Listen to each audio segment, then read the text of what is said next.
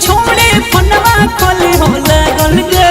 धीरे धीरे तनी बोले रे छोड़ा भतर आयो भी है जागल रे। धीरे धीरे तनी बोले रे छोड़ा भतर आयो भी है जागल रे। हेलो हेलो बोलते बोलते हुए गेलियो पागल गे। अच्छा हेलो हेलो बोलते बोलते हुए गेलियो पागल गे। धीरे धीरे तनी बोले रे छोड़ा भतर आयो भी है जागल रे।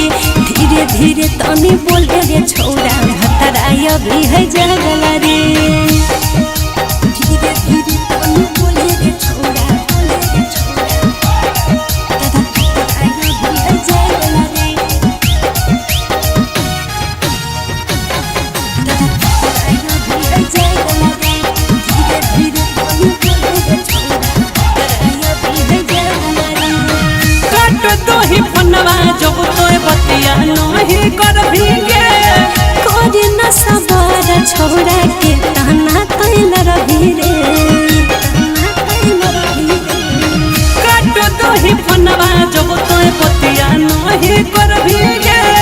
कोरी न सबर छोड़ा के ताना तैल रही रे। खुलल हो तोर गटवा की हो गटवा छोड़ी लागल गे। खुलल हो तोर गटवा की हो गटवा छोड़ी लागल गे। धीरे धीरे तनी बोले रे छोड़ा भतर आयो भी है जागल रे। धीरे धीरे तनी बोले रे छोड़ा भतर आयो भी है जागल रे। धीरे धीरे तनी बोले रे छोड़ा भतर आयो भी है जागल रे।